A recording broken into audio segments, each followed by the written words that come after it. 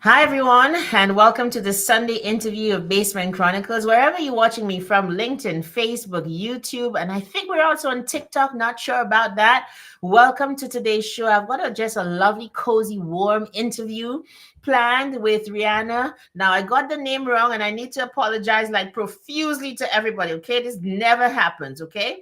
Today, we're talking about the power of community. We're having a conversation with Rehana Malik-Mbanga. Okay, I have to get the name right. And I apologize to everybody. I want to bring on my guest today.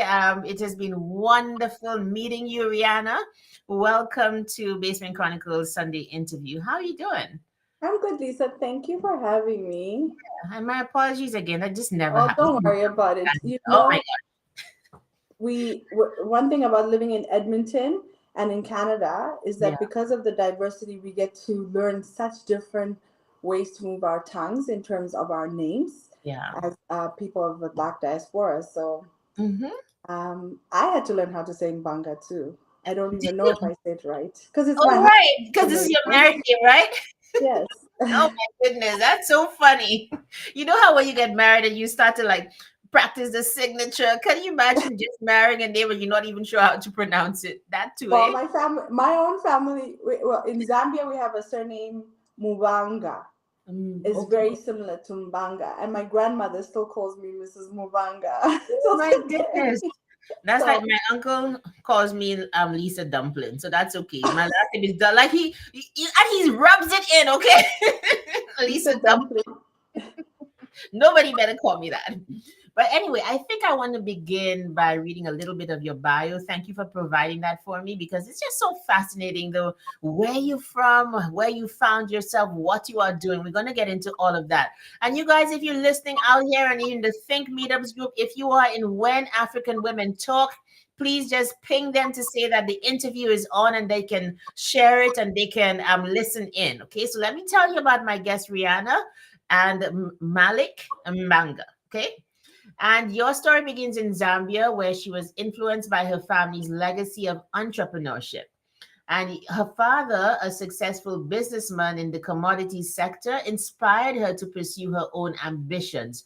And we're going to learn more about that later because this entrepreneurial spirit has taken Rihanna from Africa to Canada and back and forth. And it's just amazing the kind of work. I had a look at your website and the things that you do. So let me just continue the story. So Rihanna's story begins in Zambia, where she was influenced by, as we said, entrepreneurship.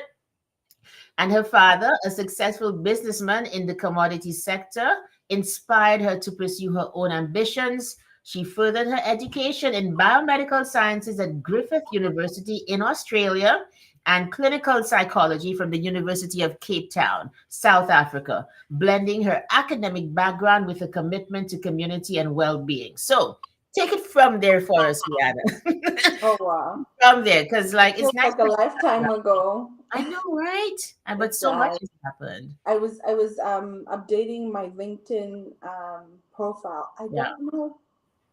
Oh, we were applying for a grant actually for under the multicultural anti-racism section. yeah.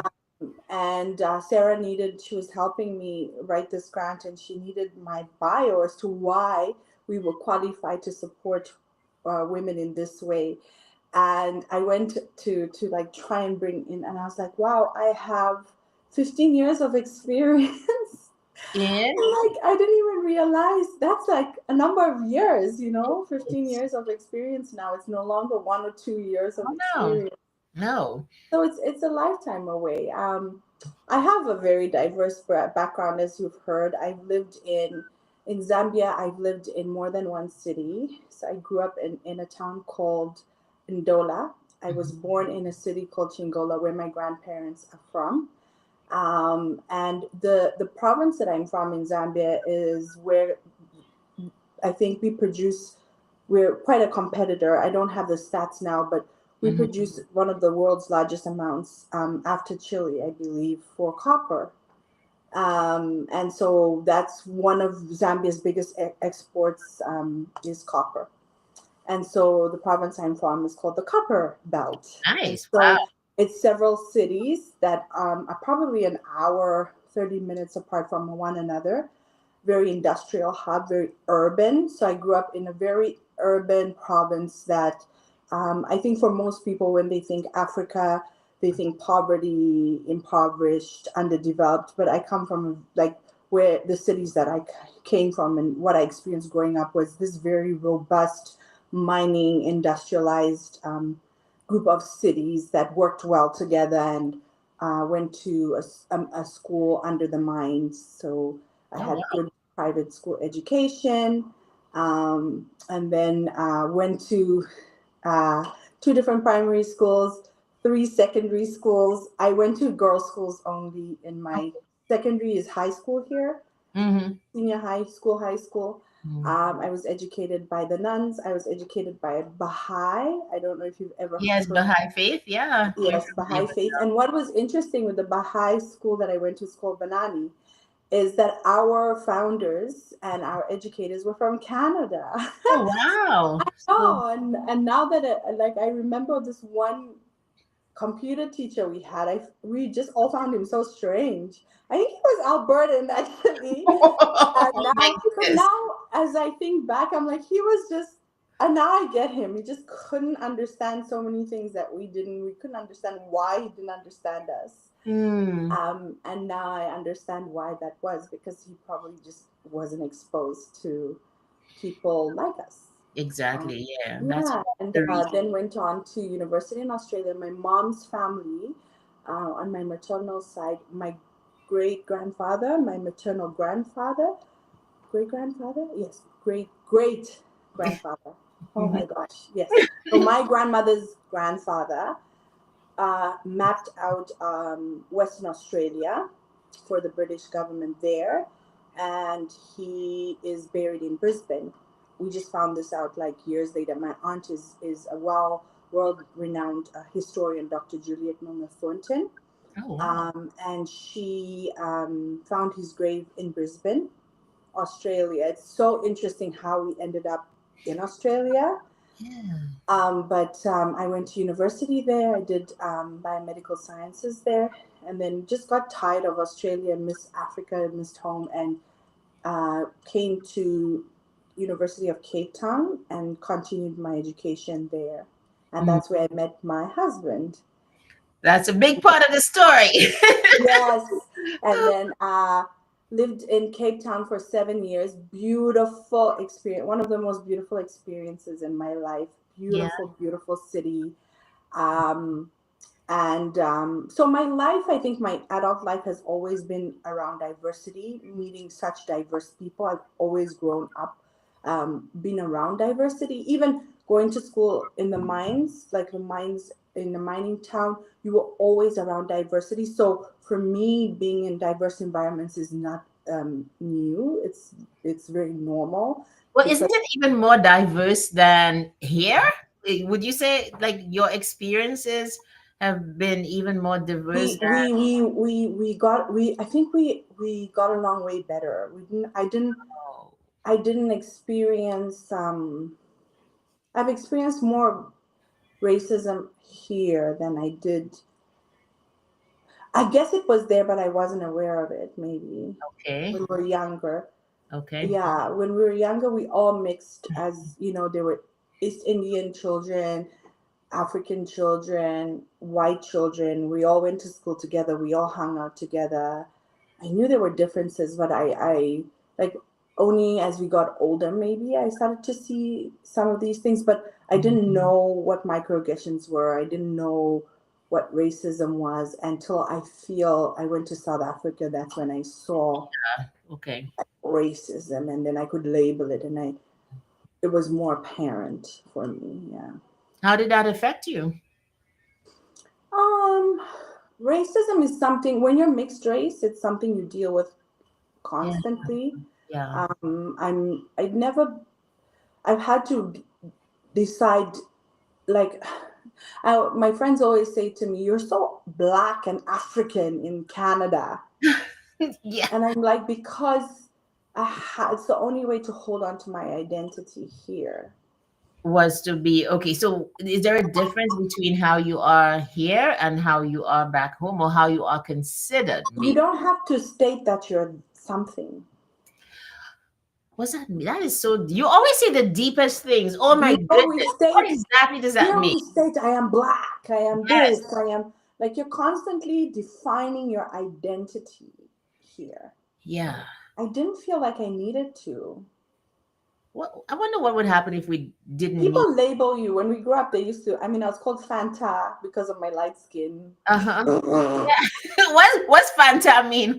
know Fanta, Coca-Cola and Fanta? With the orange drink? Yeah, so they, Oh, when you're walking, they catcall you. You wear Fanta. You walk down the road, and was catcalling was so normal for me when I was young. And so oh even my at school, So was that derogatory, or that was just like a name no, like we were other. calling? Sister and I both, we had a discussion uh, like when we were younger. If you were in spaces that were predominantly African yeah. or darker melanated, Yes, yeah. or you were othered. Yeah, You were, I imagine so. I mean, I had to face like my own prejudice upon meeting you and knowing, okay, yeah, this is somebody from the continent. So this like not everybody from the continent looks the same because there are different countries in the continent and different peoples, just like in the Caribbean. So I mean, that was the first like, okay, settle on that and then get to know you as an African, as somebody, yeah, who takes a culture very seriously. So I imagine a lot of other people, the more we are exposed to people of different hues and mixes, the more we realize that definitely it's not a homogenous group. This group of right. people of Africans and African descent, it's not like a group that is a monolith, as they say. So that's good to know. Yeah, it's always refreshing here to meet someone who's lived in South Africa or exposed to Southern Mhm. Africans, because then they're like, it's so easy to talk. I don't have to define myself. You Mm, know? yeah. Yeah. So do you identify with Trevor Noah then? Yes. Yes, being mixed Yeah. race and Mm. yeah. So Trevor Noah, Tyler, they all belong to my people. Okay. That's the thing. Uh-huh. So we're called colored. Mm, Yeah. yeah. So we speak the same language. Okay. We have very similar. Although South African coloreds, Mm-hmm. it depends on where you grew up, but we don't all have the same lived experience. Some of them have a very harsh, like Mm-hmm. living in Cape Town. Cape Town, there's a very harsh experience about being colored there. Yeah. Yeah. So it's not the same. But Mm-hmm. throughout Southern Africa, you meet people who are from Zambia, Zimbabwe, Malawi, and South Africa. We're very similar, and very similar to Caribbean people, actually. Wow. Oh, we have to So talk about as that. I That's mixed, yeah, as I've mixed with people who are Trini, especially mm-hmm. Trini and Barbados, Yeah. Yeah. Asian people, I find very similar. In what Very, way? Oh, is it the British link the there? food, like we all, the Oh, curries, so yeah. curry very so that mixture of the British Indian culture European. and Yeah. the Mhm. African culture Yes. is blended. Yeah. It's like a tri Mm, blend. okay. It's very, and a bit of the Asian, the Malay, Chinese. Oh, It's wow. subtle, but it's there. So Yeah. you find that we eat very, so we cook our curry, like our curries are like almost exactly the same curry. Oh, that's lovely to know. That's different from the East Indian one. We Yeah. cook our curries, we cook our oxtail the same. We cook our, except I think the only difference is the rice and peas. Mm-hmm. Um, and but it's very, very similar. Yeah, it was. I was just like, wow. And even just the lived experiences, like when I hear people talking about their families, Mm-hmm. like their aunties. One of my cousins is married to someone from Guyana. When I Mm-hmm. went to visit their family, like the 2 days before the wedding, and we had a lunch, literally felt like home. Well, that's awesome. Yeah, Wow. And Levi's from is originally from Guyana as well. yeah, Yeah. yeah, So yeah. that's so it let's fast forward a little bit to when African women talk and like what does it mean for African women, African from the continent and Afro-Caribbean women as well. So tell us about the genesis of this. Like when I heard it, when I hear when African women talk, it's not where, it's when. So it's literally pointing to consequences. And that, like my grandfather used to say something like, when I talk, I heavy talk. As in, when I drop a word, something's about to happen, right? But it does give the sense of being consequential when, and just being in the group and seeing the interactions there. There's that sense that we matter, we have voice, this is who we are, and it's the heavyweights, basically. So tell us about you coming here and seeing a need and meeting that need. Well, I mean, when you are an immigrant in Canada, and I can only speak to my immigrant experience, uh, I immigrated here in 2010, and the experience is very isolating, for lack of a better word. You're just removed from everything that you know how to navigate. And I found Canada at that time very backward compared to my life in South Africa.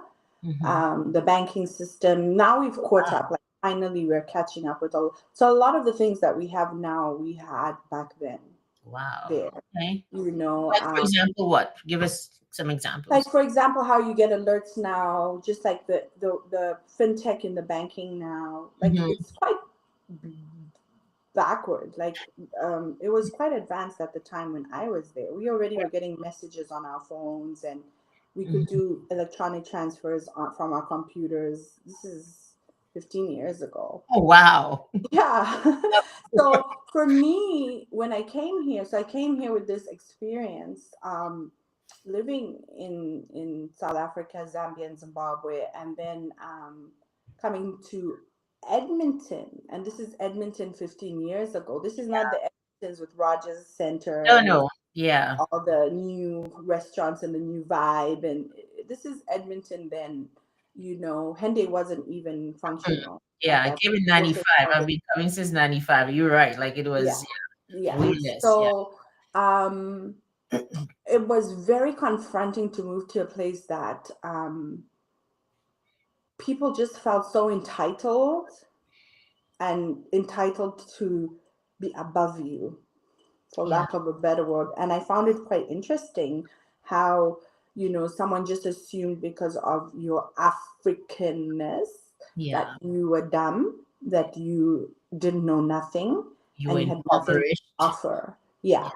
And so I just got tired of being in these isolated spaces where I constantly had to explain who I was, and the shock of my affluence, Yeah. of Go people ahead. experiencing my affluence. And I was like, I honestly am not an anomaly. There are many people like myself. There is nothing so unique about me. I am unique. I know I'm wonderfully and beautifully made. That Right. I Yes. But I'm not that unique. There are many affluent people Mm-hmm. that are melanated, that are black like myself. And I want you to know who they are.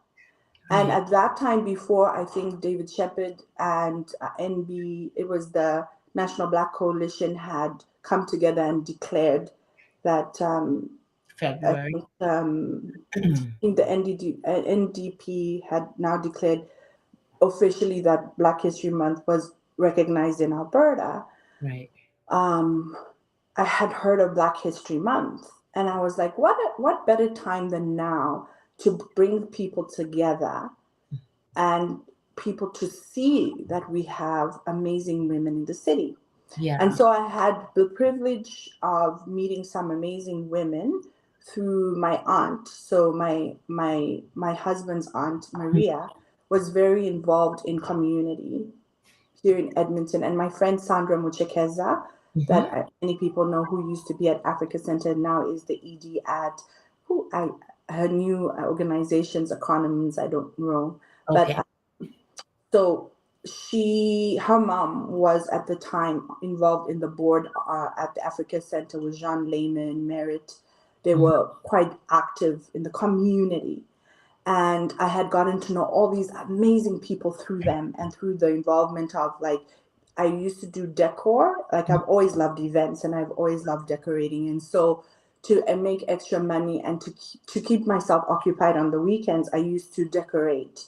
So Mm, I would decorate small events, and the Africa Center had hired me a few times to decorate their events, mhm, and I'd gotten to meet these people and different people, and for me too, got exposed to different communities and realized, wow, there's a Liberian community, there's a Malian community, there's Burkina Faso, there's all wow. these amazing communities with people that are doing amazing things in the city. And I was like, what better way than to bring these people together? And so we put out a call, and so we had three main speakers and three 30-minute speakers, and then three 15-minute speakers. So it started as a speaker series, a speaker event of sharing Okay. a story. This was what year? Do you remember? 2019 was the first. 2019. Okay, so not so long ago, eh? No, not Yeah. so long ago. Okay, And yeah, so because that was the first. So this Black History Month will be the 6th year that Women Talk exists, when African Women Talk exists. mm, And so through that, people came into this room, and the energy and electricity and the vibe was just so healing. And I think what I really loved about the When African Women Talk space is that it's for everyone. If you're open, mhm, it's a space that you can enjoy. right. And people are from different communities. So there are people from, like, even if you go through the list on like our network and you ask people, tell me where you're from, it will shock you. You'd hear countries you've never heard of before. And so that's the one thing with this space, is that it just pulls people from everywhere. And I think I'm grateful that it does that, because it's equally opened my world to Yeah. different places and spaces. Mhm, So that's the Women Talk space. And then from there, people were like, we love this space and we want more from this space. And mhm. so we went on the next year and we hosted an event here, and we hosted one in Calgary. And then COVID happened and we did like something online. And then in 2020, we had this nice dinner of 30 like influencers in the city, like people who are Doing doing stuff. what they need to do in the city. Mhm. And I invited them for dinner for Black History Month. And it was nice to have people in this space. And from there, it's just morphed into now what everybody sees as When African Women Talk. Yeah. 110 paid members. Our platform, I think our platform is like 250. And then our online communities are about 2,500. But our events, we keep Huge. record, and our events, we have new visitors at each event. So last year alone, we served about 750 new people in That's Edmonton, yeah. right? That's So awesome. Yeah. it's nice. It's Yeah. nice to see It and experience. Yeah. So, have there been any problems? Like, so I'm from St. Lucia. Okay. Are we having a little feedback here? I feel like I'm having a bit of feedback. Everybody okay? Everybody can hear okay? Okay. So somebody here is a little shout out to When African Women. Do you know this person? This Yes, person, it's yes. Datu from Namibia. She's one of our members, executive members. Thank Awesome. you. Thank you for being here. Don't forget to hit the subscribe button on Basement Chronicles, because we want to continue this, just highlighting the immigrant community. I think we need to hear these stories so you know what's possible. So it's not by accident that you hear, because hearing the story of like just a different experience coming to Alberta, and you say that this place was backward, this was not what I was accustomed to. It puts a different narrative on what the usual is. And that I think is very, very powerful. So I was saying, for example, I'm from the Caribbean, and so we're Afro-Caribbean. That's how we describe ourselves. Of African descent, what happened was from West Africa, those slave ships came to the Caribbean and settled there. That's how we got to the Caribbean. Okay, so we are of African descent. I was wondering about the mix and how involved are Caribbean people, Caribbean women in When African Women Talk, because we are African as well. Like, yeah. Well, I mean, the name African in the name does spark a lot of issues. Yeah. We've had pushback about the name. I've been asked to change it to When Black Women Talk. Um, and we have considered that. But, to be very honest, uh, it's we did look at it. You know, back and forth, back and forth, back and forth. Um, and I never knew that there was something called diaspora wars. I learned about that here, and only I think 2 years ago. Hmm. Um, I respect everyone's journey, and I respect everyone's lived experience. I do understand that there are African people out there that are not nice to deal with. And I do understand that there are Caribbean people that are not nice to deal with, because Absolutely. we Yeah. all have had our lived experiences that make us the people that we are. Mm-hmm. What I will say is that at the end of the day, we are all people of African descent. Mm-hmm. Mm-hmm. And the name African is to bring us back to who we are, to our root. And a lot of the work that has come out after George Floyd Yeah. was to connect back to center and to root. And so, one of the reasons why I didn't want to remove the name African is because that is where our root is. Yeah. Yeah. So, I have other roots. I have East Indian roots. I have British roots. I have Italian roots. I even have roots in Lithuania. Oh my Like, goodness. yeah, Wow. all the blood that flows through me. Um, but at my core, my African root is centered.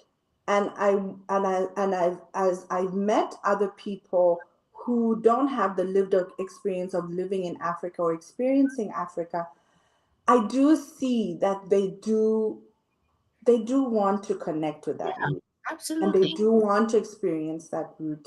And I think if we were to remove that, we wouldn't be authentic anymore. Exactly. I want to add another spin, and I totally agree that it remains this way and that we have an opportunity to make something like something diverse of it, that that if it's all encompassing, all of us come in. So for example, I'm part of the group and I feel like I don't feel out of sorts because like I come from, especially at university, just discovering my African self. There's a whole swathe of Caribbean people who rep their African roots and are comfortable with it. I happen to be one of them. Like I'm really in love with being black, being African. I'm really in love with how I look. I'm in love with how we look, our hair, our everything. Is not even a political statement. I literally say that I prefer to be myself. And it's not political. I don't want to be anybody else. I hope you feel like you prefer to be yourself, but it is a living suicide to want to be somebody else. That's where I come from. And so I feel like it's an opportunity to like bring all of the diaspora into a group like this, and to rep it and to make it something that becomes what it is here in Edmonton, that becomes what it is here in Canada, because it's a melting pot. Like you're taking from home, you're taking from the diaspora, you're adding on top of that the lived experience of being an immigrant here. That creates a different mix, a different callaloo. So we have an opportunity to create something different, is my understanding of it. Yeah, I've asked people before. People are like, oh, I don't want to join because the word African excludes me, and I respect that and I hear that. But our language, and from the beginning, I must say, right from the first event, it did say celebrating African and Caribbean. It has always said that. We actually excluded Black Canadian women in our branding from the beginning. Okay. Yeah. Um, and then I learned that you're excluding a whole population of people. Um, and so now all our branding says black women living in Canada, Yeah. because also not every black woman in Canada is a Canadian, Yeah. right? True. So Right. so it's black women, it's for black women in living in Canada. And then also there are African women who aren't necessarily black, Yeah. That. who may Ooh. are is so like how in Caribbean, there in the Caribbean you have East Indian people who are Caribbean. Mm-hmm. You're not going to exclude them from Cari West, are you? Exactly not. Yeah. Right. So, at the end of the day, the space is to get us together, Mm-hmm. to create a sisterhood, Mm-hmm. and to show that we have the numbers, to show that we have a voice, to show that we you can continue looking over us, but we're not looking over one another. Yeah. And we're here to stay. We are settlers on this land and we honor it. Mm-hmm. We're working, one of the things we're working on is now bridging those gaps, and we will have a space.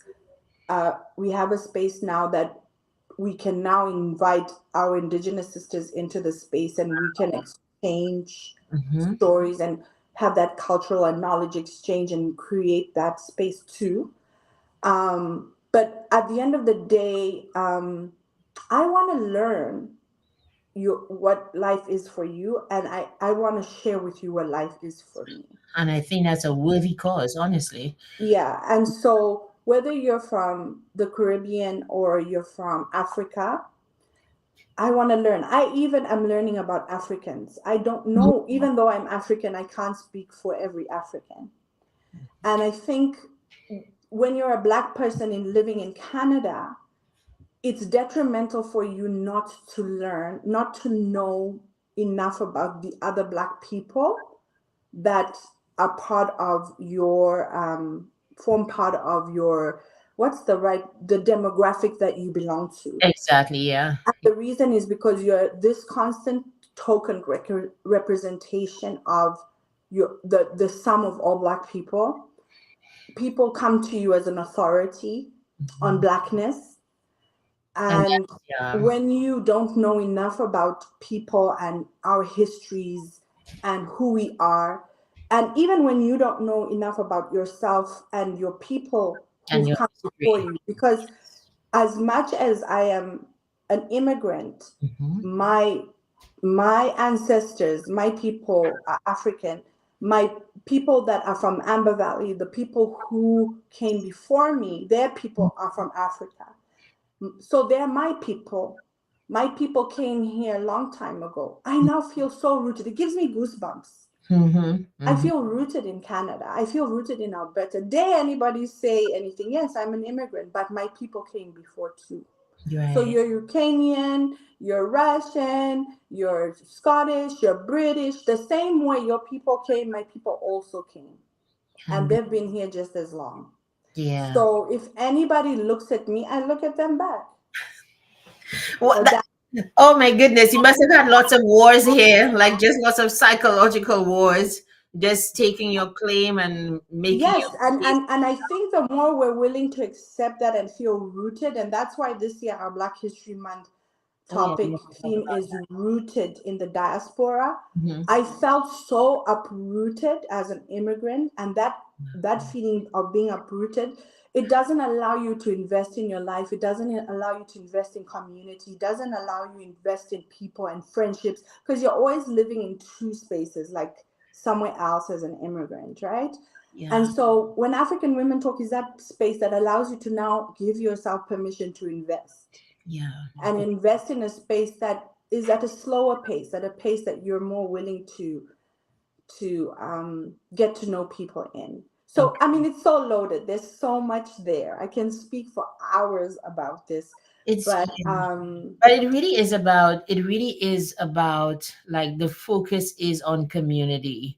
And I feel like apart from we have the opportunity to either really color in, no pun intended, color in our differences, or like find the glue that keeps us together and focus on community, on building something that's great. And I think like where our focus goes, that's where we're going to put the most energy. So it makes sense to just, okay, this is community, let's be curious about each other and let's see how we bring this the together. And largest mixed marriages in I don't know if they even called mixed marriages between the races within the race are Caribbean and African. So I don't even know what we're yes, talking about. Yes, we've been talking about that as well. Yes, like Yeah. I mean, not tongue in cheek or try to be facetious or anything, but we have all of these official things that separate us. When it comes to love, however, love don't lie. No, love doesn't lie. It really Yeah. don't. But I want to say, it's a space where I do want our Caribbean sisters to come in and share and take ownership and to take space. Yeah. Miss Donna, even Oh though she yes, doesn't like us to call her Miss Donna, but Donna came in and Donna the she diva. has owned her space. Everybody calls her Mama Donna. Everybody Yes. invites her everywhere. She was featured last year at our Black History Month event, and from there, it's been like Donna is everywhere. I mean, she's been everywhere before, but like Yeah. now everybody wants Donna. Yeah. And she's our historian laureate of the city. She has so much wealth, but she equally embraces her African heritage, Yes. and Okay. um, she speaks about it. And so I think, I want to learn more about what your experience is living and growing up in Canada. I believe that we shouldn't force people to be something. Like, I want to learn because my children have taught me that, they're African Canadians. They Mm-hmm. see the world very different. Their lived experience is so different from mine, and it has made me more open and embracing of how other people are very different to how I am. And I think it's just a conversation. Someone oversteps your boundary, you give them some space, and then you tell them, "Hey, sis, so about that, Yeah, let's talk about that. Yeah. When yeah, we like, talk, we'll solve it. you can't burn all the bridges on this earth. Like, how will you cross over?" Yeah. So can I ask a woman's question? Is it difficult bringing not apart from the fact that forget the culture, the race, whatever? Is it difficult bringing women together? I would say yes and no, but for Mm-hmm. the most part, no, it hasn't been difficult. And I think the difference has been it's very clear what the mandate is. Mm. And I've been very intentional about who I let into the space. I've made sure that I've spoken to each person. I've watched people from far before I go in. We had that conversation as well, Yes. Rihanna. Oh my goodness. It's getting to a point where I probably won't be able to be as intentional as I was because it's getting bigger than me. But I think it's very clear what the mandate is, and I think and I know for sure most women on their you scroll down on the application, it Mm-hmm. says I'm looking for sisterhood and friendship. Majority are Yeah. looking for friendship, and it's the lived experience of living here, whether you were born here or whether you are an immigrant. People need companionship and they need community, and I think we think we don't need it, but we do. We need people who we can ask where to go buy Yes. soap, where our children can go to school, where it's safe for us to walk. We need to know where we can just go. Look at last night's event, a beautiful showcase of Black art in the city. Oh. I remember in the past I had been to an event. I never knew anyone. Last night I knew everybody on stage. I've spoken to That's them. Like, awesome. those are people, you know what I mean? Like, Yeah. I knew Yeah. everybody on stage. So it's Oh, different. It's yeah. it's now those are my people. I Mm. don't know them intimately, but I can smile and say, I know Nigel, I know Sherelle. Like, I'm happy Mm. to see them showcase their art. Right. I'm happy to see the continuity of my community. So So let's Edmonton no talk longer about community. feels Yeah, if safe. you don't mind, because like everything that you're saying, like you're just like everything about you is community, right? Even from our first conversation, and even hearing you when we shared that platform at was it Black Women in Business? And Yes. that was just what you said was just remarkable. I sat there and I was like, oh my goodness, who is this? I think it's the first time we had actually met in person, and you were talking about how even tailoring your entire family to include community and to include um the importance of community. That's what I really also want to talk about. So how did you get to be that kind of person, to be that intentional about going after community. We know about the building of it, but where did that come from? We know about entrepreneurship, but community wise, where did that come from? I come from a family that is very communal like that. Mm, Um, Being in a small town like in Dola, I think mhm, just Zambian people are very communal. It's very natural and normal for me. mhm, Um, uh, my my grandfather, everybody, my great grandmother, she used to walk. She never drove. She used to walk to church. Granny Maria. She died at 100. I think 90, 110. Everyone says 110, but I'm sure I'll be corrected. But okay. my great grandmother would walk from her house to a higher density. So her house was like in a fancier neighborhood. Mhm, She would walk to another neighborhood, which was a more high density, so more impoverished area. mhm, And mhm, she would go there 3 times a week for Bible study and church. That was her mhm. church. She never went to the fancy church. Right. She And wished. she she would go to her church and she was part of it, and people, she was never alone. Her house always had human beings. I never knew who was in a house. There was always people in her house. The same thing with my great grandmother on my paternal side, my granny Abeles Zulu.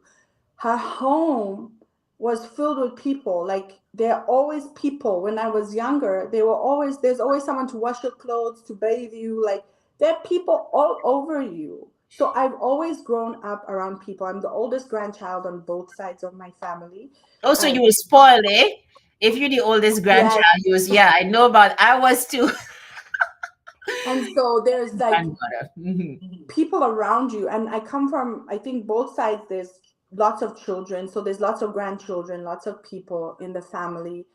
um both on my mom's side, my great uncle was the minister of home affairs in Zambia in the first government. He was a cabinet minister, so he served. So Mhm. service to people is nothing new. The same thing with my great aunt. She was part of the women's rights movement. Wow. Okay. My aunt in Australia, my mom's sister that comes after her, she's a lecturer at the university and has written about our family's history and our people's history as mixed race people, colored people, Euro Africans, Euro Zambians. So Mhm. I come from people who are very intentional about society and community. Mm. Um, and I think that's where it comes from. And yet, you're the same person who speaks so well and clearly about boundaries. So, can you tie the two things? Like, I've never heard a clearer definition and playing out of what it meant to have boundaries as when you explained it on that platform. Back, was that January or was that December? I In can't. December, in December. December. Yeah. Yeah, because I come from people that there's so many family members around and people around. Hmm. But as I grew old, I realized that, I was like, how come this doesn't happen and that doesn't happen? And those people never used to come into our house. So we had people, but no, people wouldn't go into my parents' bedroom. Ew. You know, you wouldn't, friends would never come into your bedroom. Mm. People would come to our house. I was thinking the other day about how when people come over and we cook here in Alberta, you cook like food and we go all overboard. When I was small, you served cake and biscuits, Oh, tea wow. and, tea Okay. and biscuits. High tea. That's it. Not high tea. It was, you served a cup of tea, Uh-huh.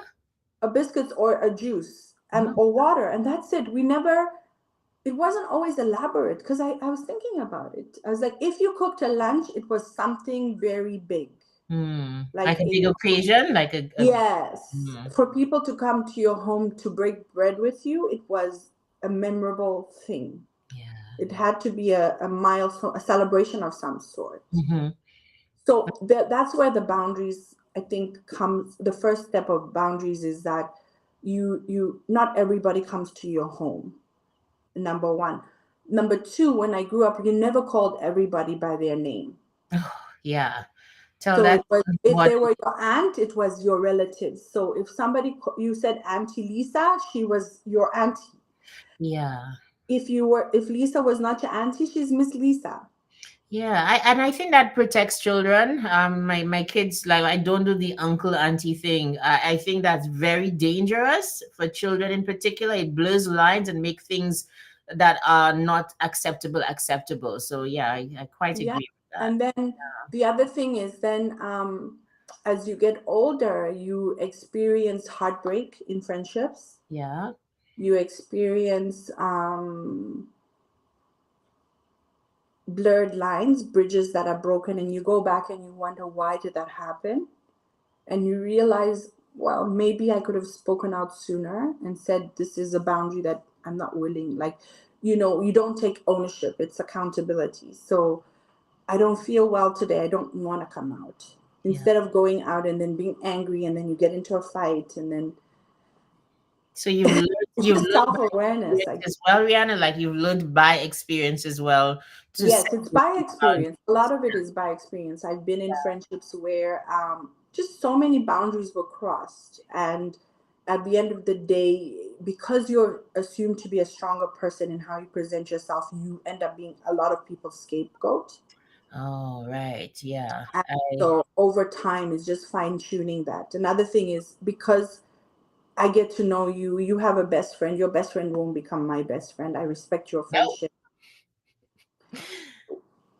Can you hear me still? Are we okay with the audio? Yeah. I Okay. can hear you. It Yeah. went out for a little while there. It went out for it's amazing you said that because like honestly, I always sometimes hear women say stuff like, okay, I stay away from women's groups because of, like there can be lots of strife and so on. But it seems to me that with proper boundaries and just being curious, going with an open mind, that these kinds of gatherings do work and they do provide significant value.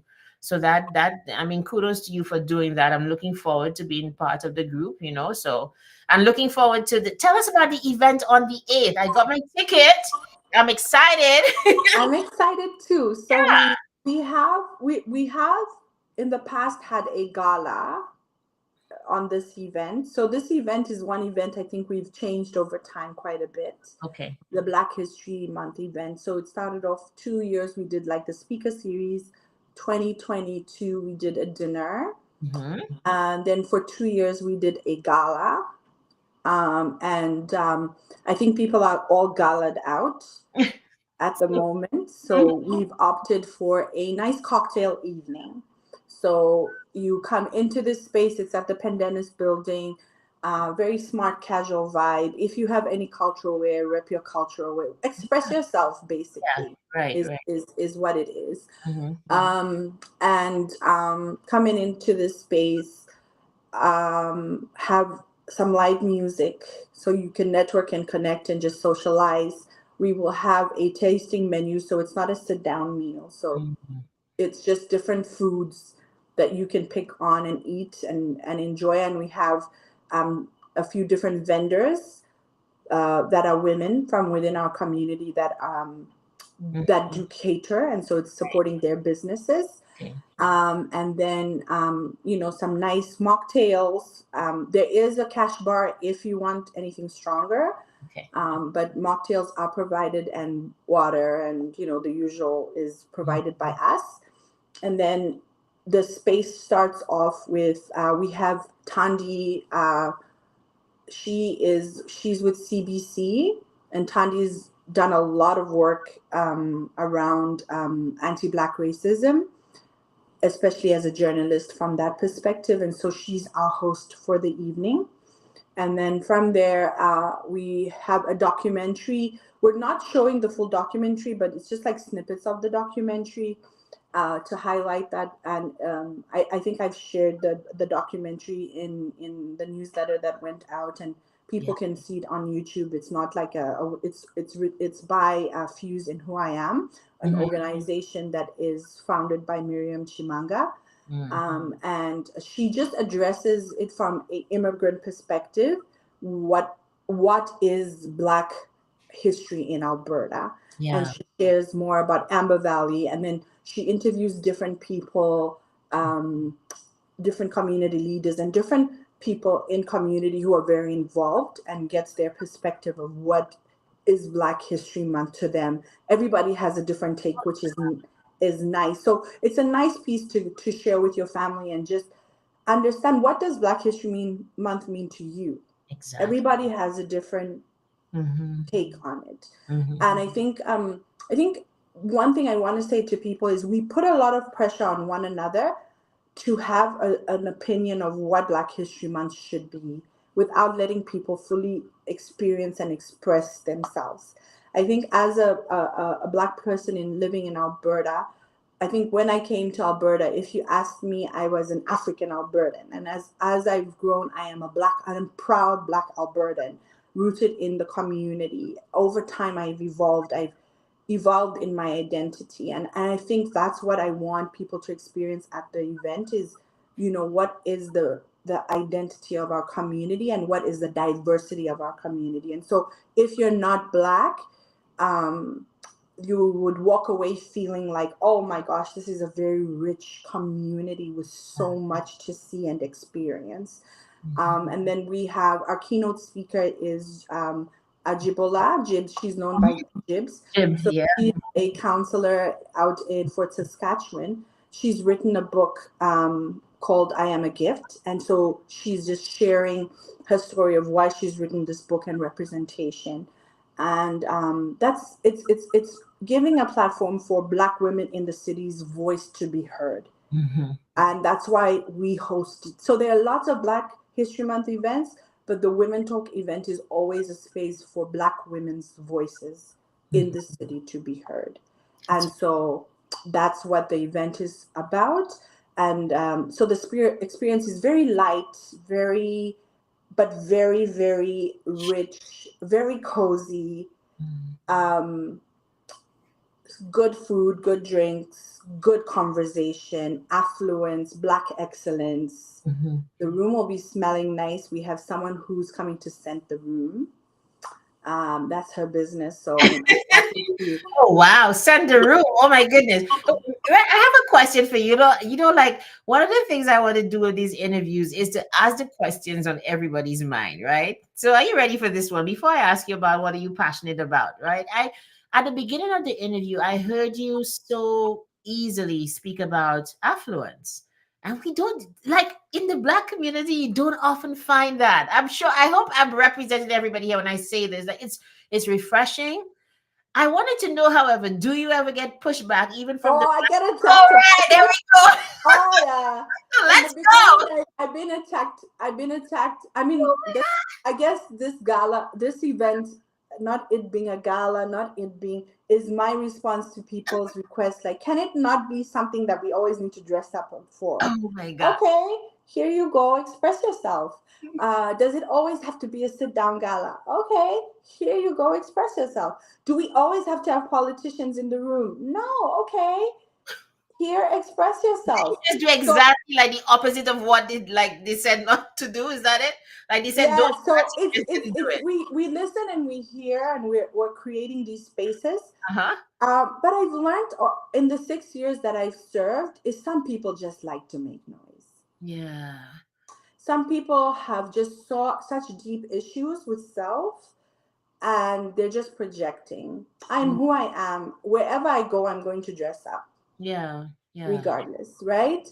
As Black people, wherever we go, we dress up. It's who we are. We bath, we Mm. take a shower, we put whatever, whether you wear makeup or you just lotion your face, but you always look on point. It's how we were brought up.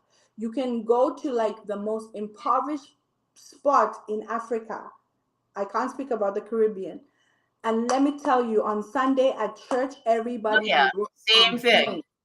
Exactly. Same That's thing. who we are as people. We've always had adornments, we've had beads, we've had colors, we've had lots of things to express who we are. And I don't know where we've bought into this narrative of humility is looking bad. Right, exactly. And talking of this humility thing, I heard this saying from C.S. Lewis, and he said that humility is not thinking less of yourself, but thinking of yourself less. I heard, I was like, what? That's exactly what it is. No, you are not less. It's just that you're going to serve because you're thinking of yourself less. And I mean, that was just an amazing, like, eureka moment in terms of how to serve, how to present yourself. And I think like what you're doing changes the narrative, because on the other hand, if we always think of us Black people as being like the underdeveloped, all of the negative things, how do we ever come up? How do we ever just be the best that we can be? So, I mean, it makes You sense. can look at the United States. It's one of the top powers of the earth, in the world, right? Yep. But when you drive down Buffalo, New York, yep. there's houses and poverty, dilapidated house. You can go to Louisiana, you can go to Mississippi. Houston. Look at the fires that are happening in LA and how people's lives have been affected. Mhm. That does not change the fact that it's a shining big. The same thing with Africa. Let me tell you, we have poverty. I agree. We have leaders that have to do more. We have all these things, but at the same time, there's affluence and there are people who are living well and there are people who are doing well. And so I don't know where we get fed this narrative. I'm not sure where that comes from, but I'll tell you this is that people in Africa, they don't want to be represented as impoverished. They want to be represented as affluent. They Mhm. want to be represented as doing well. They want to be represented as educated and forward thinkers. And so, if in the past it worked that we had sympathy and we got grants and we got money from playing into this narrative, you do you, but I'm not going to pretend. That's not authentic to myself. I love that. What an, I hope everybody agrees out there with what an And enlightening there's spaces for conversation. different people. Let me My tell you, there are God. people who need Word. Somebody said word. Like, I have to put this up. Word. Like, no, it is enlightening to hear these kinds of points of view that change the narrative and make us go out with our shoulders higher and a sense of self that is we truer. should be proud. We had a black deputy premier, Yeah. the first black deputy premier, Yes. Honorable Casey Madu. Yes. Yes. We have now three women who are sitting as justices in the Alberta justice system, who we are very proud of. Our sister again is Emma Yes. Madu. Yeah. We have a deputy minister who is black in multiculturalism. We Yeah. have the Yes. first female MLA, Rhiannon Hoyle. Well, We yeah. have the From first Trinidad. Somalian MLA, Sharif Haji. We Right. have the first black male. I don't know Mhm. if he's the first black male, but male. But for me, also with David Shepard, he represents biracial people who, as a black Canadian who learned that he was black when he came, he has a different lived experience. All these things make me proud to be an Albertan, a black Albertan. And so, I mean, there's other people I've not mentioned, and forgive me. We have poets like Titi Lopez, Oh yeah, Sonuga. I love her so much. Oh my We gosh, have, yeah, um, she's really good. we should be proud. I am so proud. Like, I feel proud. We have so many people who are doing things. We have people like, I can go on, but there's a list that we have of trailblazers that are just doing amazing things in this city, who are just doing things and they're getting ahead and they're not eating into this narrative. So for me, our space is to showcase that, is to highlight that, and to celebrate that, and to celebrate our community, because our children, my children, need to see that they are worthy, that they belong, and that there are tables for them already and we are creating them. I have no words. Okay, I usually have words. I have no words. What a powerhouse! Like that is why you do what you do, and you're good at it, because it's coming from such a deep place. And I thank you for sharing so honestly and just boldly like this. Like you guys, let's know this is very different, and I love how we change the narrative. I just love that. So I have one more question for you. Let's take it out of everything else and just one. I like to end with there's a personal question that I ask everybody. If I were to ask you, what are you passionate about? Would it be something different from what you said? What are you passionate about? I have another question. So perhaps because we're out of time, perhaps let me give you the two and you answer whichever you want to. Okay. What do you wonder about in the world? Like what what makes you wonder? What do you wonder about in the world, or what are you passionate about? Hmm. Those are very hard questions. Are they good? Oh wow! I'm trying to do like the Stephen I'm Buck. passionate about Mhm, inner healing, mhm, about self, about inner healing. I'm passionate to see. I don't know if that's the right way to express passion. So mhm, I'm passionate about people. You can see injustice and all those nice things, but mhm. recently have become very self-aware that nobody's coming To save you? to save me. Nobody. And so I become very passionate about self and inner healing, and to change whatever's limiting me from Mhm. being what I want to be. Wow. I wish we had like another hour to describe that right there. Thank you so Yeah, much. this has been Lisa. amazing. And if you're listening today, I'm sure you'll agree that every minute of this interview, like the others, in a different way, however, this one was somebody who's like, I don't even care anymore. I'm doing me. I'm doing what I believe is right, and this is my right. And this is what we saw here today, changing the narrative around what it means to be immigrant, what it means to be black, what it means to be from Africa, and all of these things. So thank you so much for that. I'm looking forward to the. It's my first gala, like the first one. It's not a gala. I know you said that, but It's your first WAT event. yes, first what We're event. looking forward to You see, that's hosting the you. other reason that you can't change it because what already has a nice sound to it, right? Like words have to Yeah. have nice We, sound. we have worked on Gosh, our rebranding. So we okay. now will be going by WAT to Yeah, encompass people who don't feel yeah. comfortable. But you know what?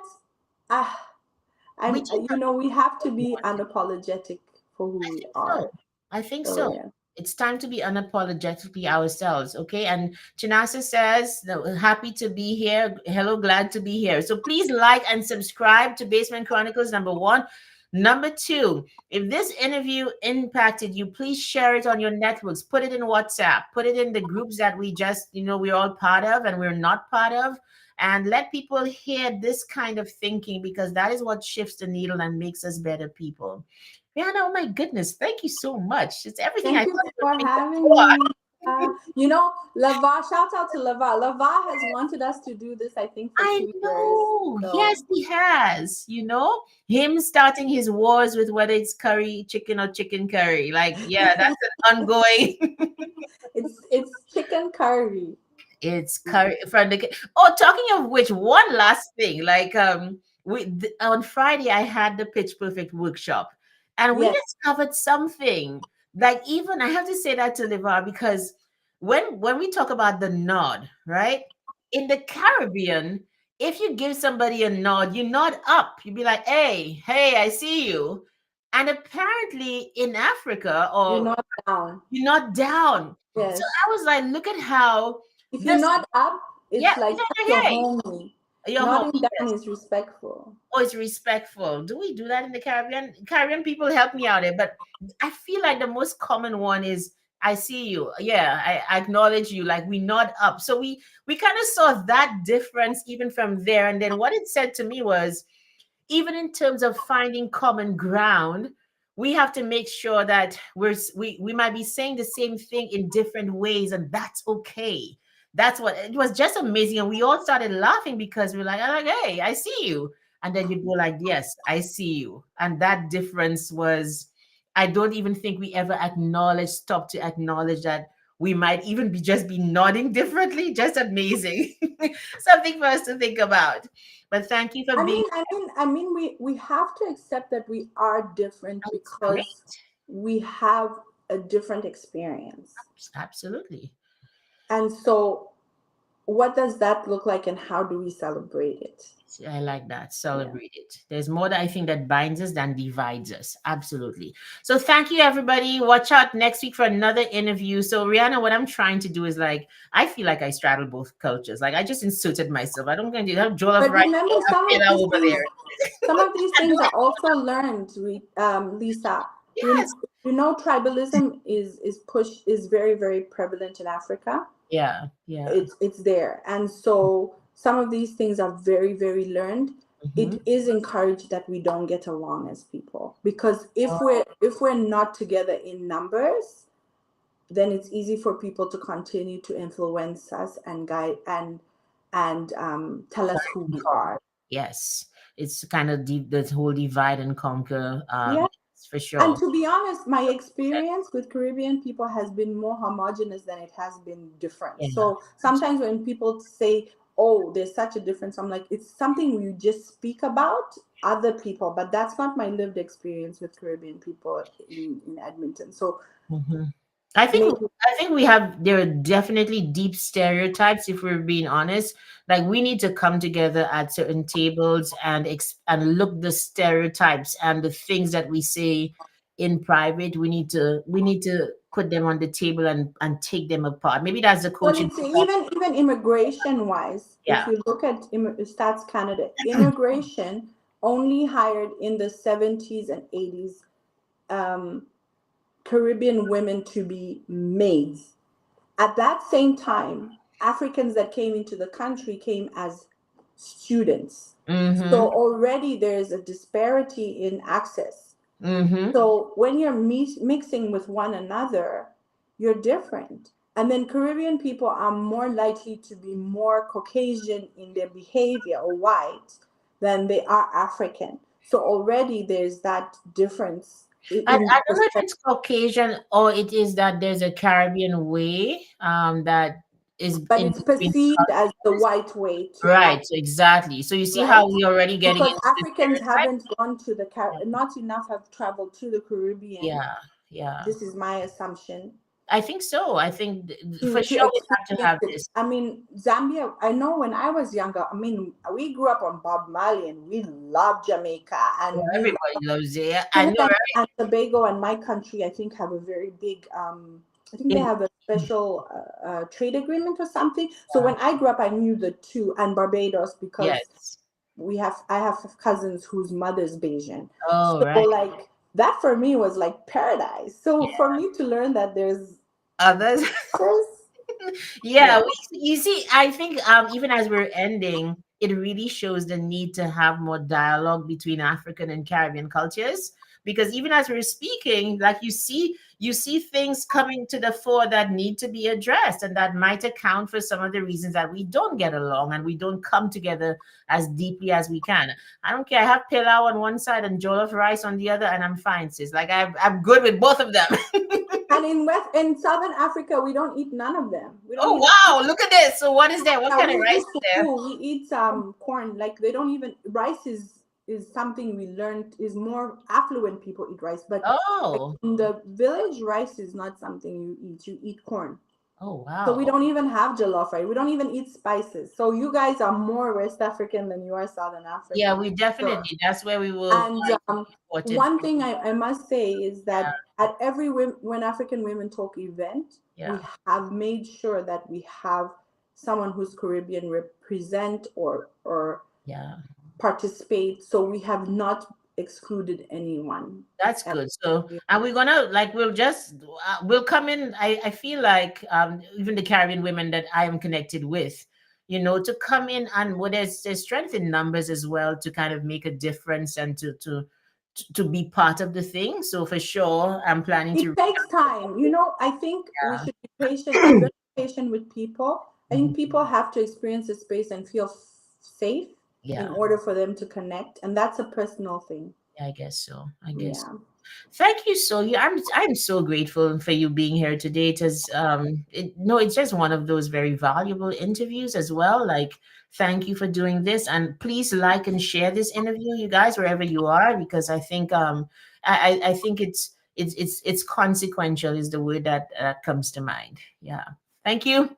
And Thank take you care, so much, Lisa. everybody. Have a Thank blessed Sunday. Bye, everyone. Thank you for watching. you.